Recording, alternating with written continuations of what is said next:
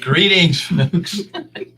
So, we love self-storage. We love them so much we ended up buying some. So, in this episode, we're going to talk about lessons learned right after this.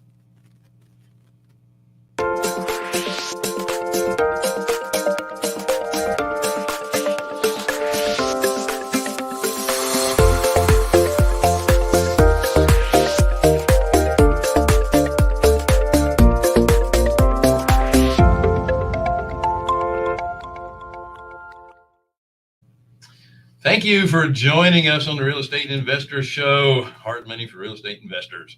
We are Carolina Capital Management, private lenders for real estate professionals. So if you're looking for us to take a look at one of your projects, go to carolinahardmoney.com, click on Apply Now. If you're a passive investor looking for passive returns, click on the Accredited Investor tab. And don't forget to like, share, subscribe, hit the bell, and don't forget about Wednesdays with Wendy.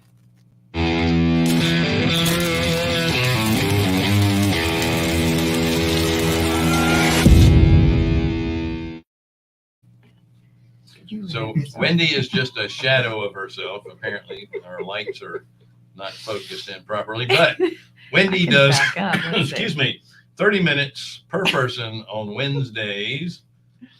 Anything you want to talk about real estate, she donates her time to do this. So sign up on this link, and we have one over in the chat, which, by the way, we have a chat.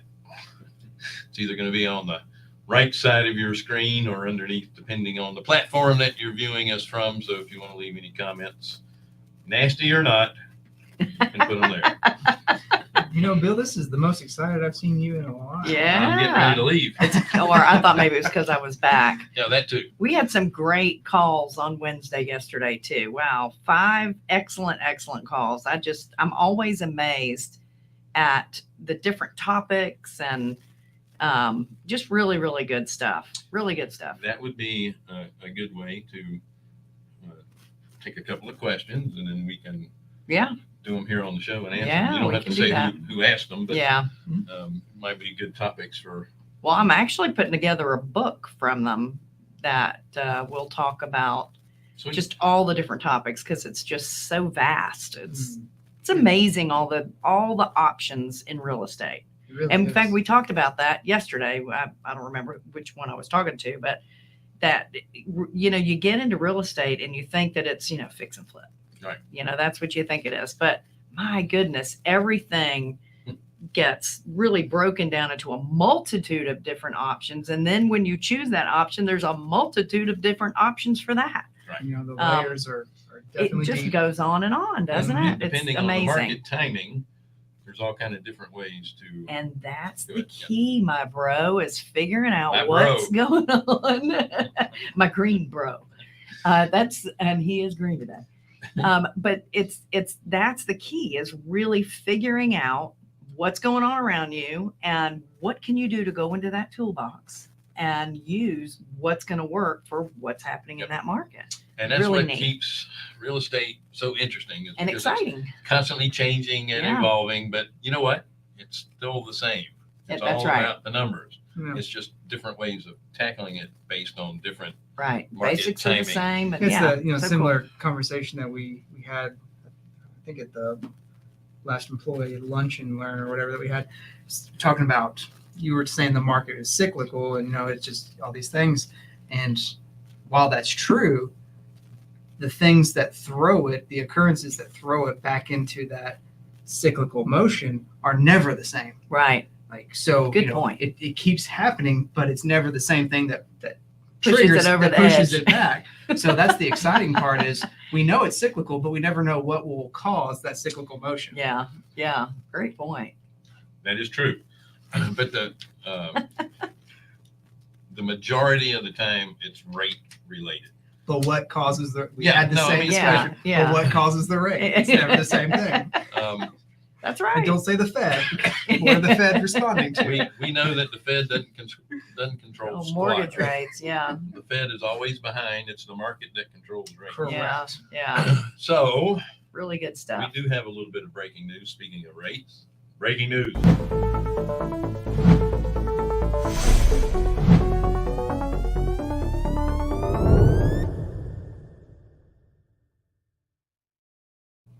The average 30-year fixed rate mortgage dropped to 4.99% for the week. Really? I And didn't know it that. dropped from 5.30 all the way down to 4.99. Wow. And it was at 5.5. What, in May? Yeah. Mhm. Yeah. Brian Maddox said that would But, happen. you know, excuse me, keep in mind it's still going to fluctuate for a while depending on slowdowns and that type of thing. But a lot of people were pulling money back over in stocks, and it worked out well. Yeah. Yeah. That's At good least news. for some of those folks that have been kind of sitting on the fence and hoping that they wouldn't spend half their life paying their mortgage off. All right, so let's get this show on the road. Yeah. So a while back, we were fortunate enough to purchase some self-storage She hasn't told the story, so it because could be fortunate or unfortunate. We're Well- not sure yet. because we lend in that space and we love the space. You know, why don't we own any? Yeah. You know what I mean? Why don't we own everything? So we're I thought it was because we couldn't afford it. we're dipping our You always toes, can. and Wendy is taking the lead on this. Yeah, taking the lead and the middle and the behind on it. So, but that's what I said I would do, and that's what I'm doing because our team here is so awesome that I don't even really have to do anything on the loan side of life anymore, which is sad but also very exciting. But it opened me up to be able to do this, and our mom, she might not be online now, but she will watch this, and she has seen me all my life. I don't just bite things off to chew. I bite them off bigger than they really need. It's an elephant at every opportunity for me. And We call that jumping in with both feet. yeah. And I always ask myself, why in the world are you doing this? And, but I always land on my feet, thanks to God. And the same thing has happened here. We didn't just buy one storage facility. We had to buy two. And I'm so glad that we did, though, because they've really been very different in the approach. Mm-hmm. The reason why we bought them were for really two different things. One was a little bit bigger. One was, that one's located closer to us. One's located farther away. It's amazing how the two have reacted differently to what we're doing. And I'm kind of doing the same due diligence for both, but one came out to be a whole lot easier to work with, which is the one we didn't think would be. Then the one that we thought would be the breeze has turned out to be extremely challenging. Let's talk about the two. One is more of a conventional way of looking at self-storage, all in one piece of land. That's the one in And- Crossville, Tennessee. And then Mhm. the other one in Mexico, Missouri. Yes, always want to go to Mexico, but not in Missouri. But is several parcels. several parcels, and it's in a downtown neighborhood. Like it's downtown, but it's split up into 4 different parcels that are all within a block or 2 of each other. It didn't have a fence around it. They were painted brown, and we've gone in and They were and camouflaging them. they were camouflaging them. They're no good lighting, the weeds growing up everywhere, and and so we've done the rehab side of that almost complete for the most part, with the new gravel and drainage and gutters and painting it, and it looks like a completely different place, and it's now 100% full. So now we're starting to raise the rates, and because you don't really want to be 100% full, you want to be in the mid 90s. When this is recorded, we'll leave a link to some before and after photos. Shots. Yeah, I forgot to send Scott some pictures of that. And you don't want to be 100% full, because if you are, you're not charging enough. That's You're exactly not right. competitive in the market. Yeah. That's exactly right. I'm glad that I have my hospitality background, being in the hotel business, and of course having short-term rentals as well, because there's things about self-storage that are really similar to the hospitality industry. A little different than your regular long-term rental, but very much like your short-term. You care about occupancy, driving up the rates on a daily, weekly, or monthly basis based on what your occupancy is and what your competitors are doing. When I was in the hotel business, we had one particular hotel in Montgomery, Alabama, and Comfort Inn, Quality Inn. There was a Marriott Courtyard and a Fairfield, all on different corners. And each, we were the first ones, Comfort Inn on that corner. And as everybody built a new hotel, our occupancy was going down. So we would send we knew nights that other people were going to fill up first. So we started sending their front desk people pizzas and say, hey, we have rooms. So I say that because it's important to understand your competition, and what they're doing, and be on a friendly basis with them, because there are plenty of the newer self-storage facilities out there that are full. They don't have the sizes that people need, and you want them to recommend, us, because I don't mind being number two. It's okay. We can still number two. Yeah, or wallowing in it. So it's been really unique to me in that it's so much like the hotel business, and the automation from it is really exciting too, because self-storage is exploding. So all of the vendors that have to do with self-storage, they too are exploding and growing in what they're doing, where you can book a unit on your phone, and your key to get in is on your phone. You were telling me you can buy automated drones, that when someone, like security drones, when someone's on the property, they will circle and go. That's to right. It gets pretty high tech. That's right. It does. Now they're running about $32,000 a pop, so we probably won't be getting any of those anytime soon. Wow.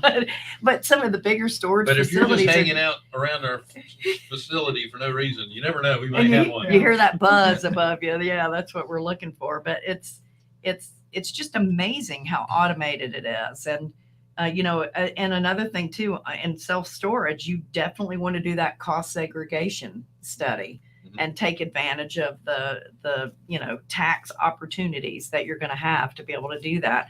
So it has, self-storage has so many different real estate types that are related to other segments of real estate that you're in, and they kind of all come into this one spot, which is really, to me, it's really exciting. I think it's neat. So if you're doing fix and flip and other things, and you're having trouble finding contractors and supplies, is it the same for self-storage? It's similar, but not as bad. I'm looking for people who can install fences. I'm looking for a painter. I'm looking for a masonry guy that can repair that. Roofers. The things that are really backed up are windows, lumber, trusses, appliances. Right. So I'm not feeling all that. Concrete slab, block, and metal. That's right. That's exactly right. And even our Crossville, Tennessee property had T111 siding.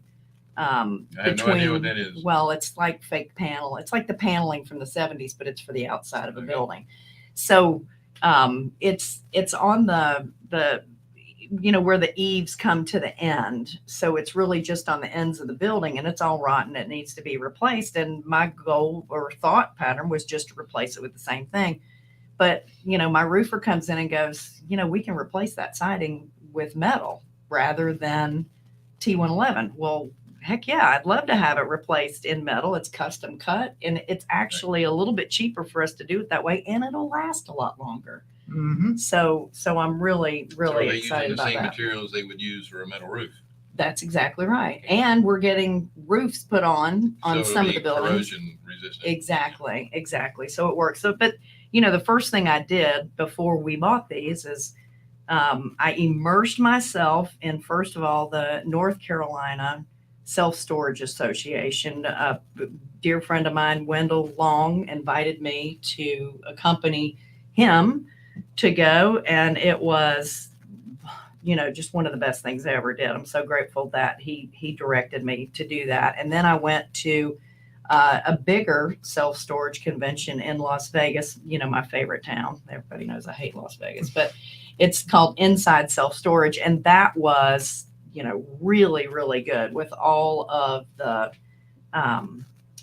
classes, the seminars, the vendors. There were, I don't know, 3,000, 4,000 people there. It was really big, but and it was interesting to see too, who the owners are, who is it? 52% of the people that own self-storage is mom and pop, real similar to single family burnt out landlords, and that's who you want to buy your properties from. So Smaller multifamily too.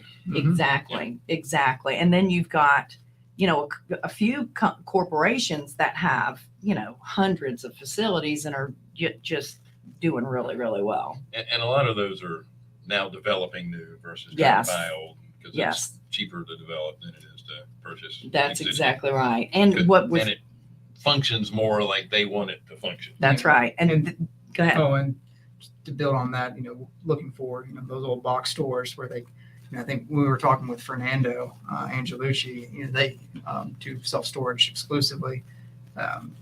What I think he said, it saves almost up to 60% of build costs if you can just get one of those shells at a decent price and go inside there. So we've seen a lot of people do that. Well, and that's what's another, So start looking for Kohl's. yeah, because they're going down. I'm just kidding. No. We love Kohl's. But I mean, like, I swear every old Kmart, I think, is Yeah, self-storage. that's so now. true. That's very true. And the other thing that we talked about when we first started this conversation, excuse me, was we talked about how, like, if you go into fix and flip now, it can get broken down into so many different types of things that you're going to focus on. Well, self-storage is the same way. You're going to have, the self-storage that doesn't have the fence around it. It's located kind of in a neighborhood. It's, low key, a C class is what I would Right. call it. Then you've got your self-storage that are a little more uppity. They have the fencing and they're really nice and that kind of thing. Then you go to your A class, which is your, 5-6 story temperature control, It's like an office building. Yeah. Mhm. Yeah. So there's variations of that. One of the things that we're really pushing though at this Inside Self-Storage, they really were just starting to talk about RV and boat parking. Mm-hmm. And how you can, if you have solar on the top of your RV cover, if you're going to build a cover for it, you get a 30% tax abatement for that. If you're not putting walls on that building, it's not really an improvement. So it's not taxed. It doesn't add value to the assessment. So you don't Yeah. have to pay more taxes for that. So there's all kinds of little things that you can look for there. But one of the things that I have really learned when I'm looking at new properties is to really search for properties that have land or space, a certain amount of space. And you need to understand what you need. Like, you're going to have 30 feet all around that space for turnaround and back in and that kind of thing. So you want to make sure that you have space to be able to add RV and boat parking, and you don't have to have a cover on it. You just, show them where they can park, and you have no overhead for that, but gravel. Yeah, and that's one of the benefits of not having the big box Right. that you're doing, or the new development, because they're paying a lot more for the land Mhm. and they want to utilize it with, we'll call it dwellings. Right. But if you're buying a mom and pops that's out a little bit, the land was already cheaper. Right. And if they have land there, then you can either have portable units that you can put in there, or you can turn it into boat and RV and Yeah. And the trailer. cool thing about the portable units is portables are just that. They're portable. So you can put those units in places where your local zoning won't allow you to do any kind of a permanent structure. So you're allowed to add additional space by having those portable units. But really, when you sit back and look at the cost of the portable unit, why not turn it into just a parking spot? A parking spot. I mean, yeah, it'd be beneficial if you have zoning that has, like, offsets that are, extreme. Like, like in some places it could be like 50 foot. Yeah. It's like, well, 50 feet's a lot. Well, they can get a lot of portable units in 50 feet. Yeah. So Yeah. but that might be an opportunity. Gets back to our work with what you have Yeah, Mhm. based on the market conditions. that's exactly And I right. saw And where designing. someone said we've seen a lot of seller financing for the smaller self-storage facilities on the note side. I mean, yeah, I mean, makes sense. I mean, most of those on the smaller ones are, like you said, owned by mom and pop. Mhm. They're already paid for. They've either built it themselves or paid it off or inherited it or Right. whatever the case may be. Right. And they're just looking. And they're used to the cash flow. Yeah, why not Yeah. continue cash flow? Yeah. Well, and they're smart enough to know that if they get all that money, they're going to have to pay Uncle Sam right off the bat. You know, why not take it in increments? Mm-hmm. And if, you know, push comes to shove and they're not paying me, I just take the facility Yeah, back. If you go in and improve it and raise the rents and, Yeah. and you're not paying, they've got a place that's worth more money. Yeah, that wouldn't be bad. So some of the piles of number twos that I stepped in was, but this one turned out to be a good one, was I didn't walk the property properly before we closed. Do that. How do you walk it properly? Well, you need to go inside units Mhm. when you're there, and you should have a map of the units with you when you're doing that, and look for dead space. Like the property in Mexico, Missouri, had 13 more units than we thought. You know, I always love when that happens. That's a good, yeah. That's a benefit. They actually didn't have doors on them. It was just a building that was empty, and it looked like it had doors, but it didn't. So that was a plus. But the other thing that it hurt by not walking that property is, you know, when you're looking at a property, you're looking for damages and things that you're going to have to do to replace. But by not going into the units, I wasn't able to see the terrible job they did by putting a roof and a ceiling, and how some of them were leaking, and there was a lot of masonry things on just the insides of the doors that I would not have noticed.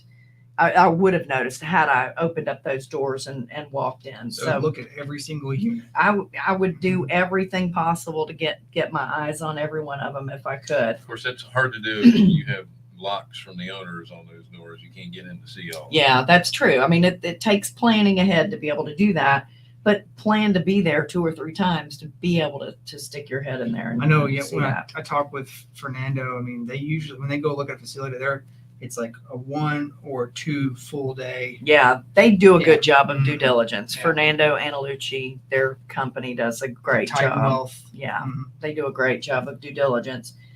And I just love what they're doing. The other thing that I can tell you was a real challenge, and it still is, I don't quite have my arms around it, is the property in Missouri had a software program in place already called Web Storage, which isn't one that we stayed with, but the other one in Crossville, Tennessee, was run by the epitome of good old boy, and they literally kept everything on a sheet of paper. Like when somebody paid, they handwrite them a receipt. Zero software whatsoever, and it has taken a long time to get all of that uploaded correctly, and they weren't even taking debit cards or any kind of credit card. They would take cash only, and I think a lot of that had to do with that under the table thing. But we got that What's back on amazing too track. is they have multiple facilities, so if they're doing multiple. Yeah, on yeah. paper, That company that's that gotta be hard to we keep up with. purchased that from actually has 4 other facilities in the area, and they're all being operated the same way. It blows That's my just mind. a lot of work. Well, somebody's making some good money on the Unnecessarily side. work. I don't know. Now if you don't have to pay taxes on that cash. Well, when we closed on that, there were 3 people that were 5 years late or longer. 3 that still had stuff in there. Now we cleaned out a total of 33 units since we've had it in just a few months of people that were late, but you know, 5 years or longer. One guy owed $8,000, over $8,000, and had never been what was his asked. monthly rate? think he was sitting at 45. $45. Takes a while to get to 8,000 balance Yeah, at $45 and a the month. rates had not been increased in 3 years, and I mean it's definitely a work in progress. In fact, Alex is there now, cleaning out 3 more units today, so we're working that one. It's coming along. So understanding the software and the books and that kind of thing. I mean, what I got was printed out on a sheet of paper, but it was all false. It was just all false. So that was a kind of a disappointment. And then the other thing that I've run into is the local government in Tennessee has not been very easy to work with in getting our corporation set up and so we can get our banking. We bought it with one of our companies that has the word trust because we bought it in a trust, and they don't like that word trust. So we've really been going around for almost 45 days now. Tell them we didn't make that word. I know. It's for real. So trying to get them to respond to that and get it so we can actually deposit the thousands of dollars in payments that we have sitting on the desk waiting to be deposited is kind of frustrating. So those are kind of the good, bad, and ugly items that I've been dealing with at this point. But I'll tell you, I'm really excited about self-storage. I'm looking forward to buying 2 more here real shortly. Okay, wait a minute. Before you do that, I want to give you an opportunity Okay. to give the last word. Oh.